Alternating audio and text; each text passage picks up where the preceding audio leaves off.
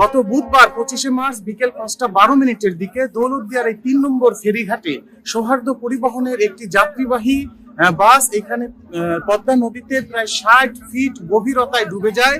পরবর্তীতে সেদিন রাত্রেই প্রায় 16 জনের লাশ উদ্ধার করা হয় এবং গতকালকে আরো লাশ উদ্ধার করা হয়। এই পর্যন্ত মোট 26 জনের লাশ উদ্ধার করা হয়েছে, যার মধ্যে রাজবাড়ী জেলার 18 জন, কুষ্টিয়ার 4 জন, দিনাজপুরের 1 জন, সাভারের 1 জন, গোপালগঞ্জের 1 জন এবং ঝিনাইদহের 1 জন রয়েছেন। এই 26 জনের লাশ পরিচয় শনাক্ত হয়। প্রশাসন ইতিমধ্যেই লাশগুলো তাদের পরিবারের স্বজনদের কাছে হস্তান্তর করেছে। তো আজকে সকালে রাজবাড়ীর বালিয়াকান্দির একজন যাত্রী এই বাসে ছিলেন এমন অভিযোগ কিন্তু করেছেন তার পরিবার। সে যাত্রীর নাম রিপুন, এখনো তিনি নিখোঁজ রয়েছেন।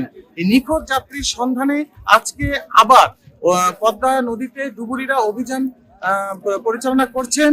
তারা চেষ্টা করছেন যে যার রিপুন নামে যে যাত্রী যিনি নিখোঁজ রয়েছেন তার মৃতদেহটি অন্তত যেন পাওয়া যায়। রাজবাড়ী জেলার এই দৌলতদিয়ার ফেরিঘাটে আজকে সকাল থেকেই কিন্তু তৃতীয় দিনের মতো অভিযান পরিচালনা করছে।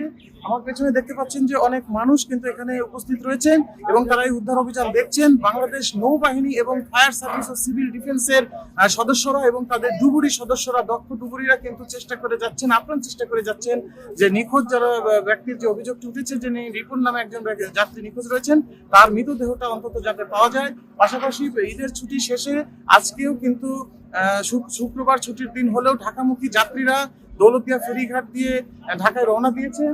আমার প্রথমে দেখতে পাচ্ছেন একটি লঞ্চ কিন্তু চলাচল করছে। লঞ্চ এবং ফেরিতে করে ঈদের ছুটিতে যারা গ্রামে এসেছিলেন কর্মের তাগিদে আবারও তারা ঢাকায় ফিরে যাচ্ছেন। তো রাজবাড়ী জেলার সহ সারা দেশের মানুষের একটাই প্রত্যাশা যে মানুষগুলো ঈদের ছুটিতে গ্রামে এসেছিলেন, এত বড় একটা প্রাণহানির ঘটনা যে ঘটেছে দৌলতদিয়ায়, এমন ঘটনা যেন আর না ঘটে। সবাই যেন সুস্থ এবং স্বাভাবিকভাবে আবারও তাদের নিজ নিজ কর্মস্থলে ফিরতে পারে, এমনটাই সকলের প্রত্যাশা। রাজবাড়ী জেলার 3 নম্বর ফেরিঘাট থেকে কাজী তানভীর মাহমুদ, টাইমস অফ বাংলাদেশ।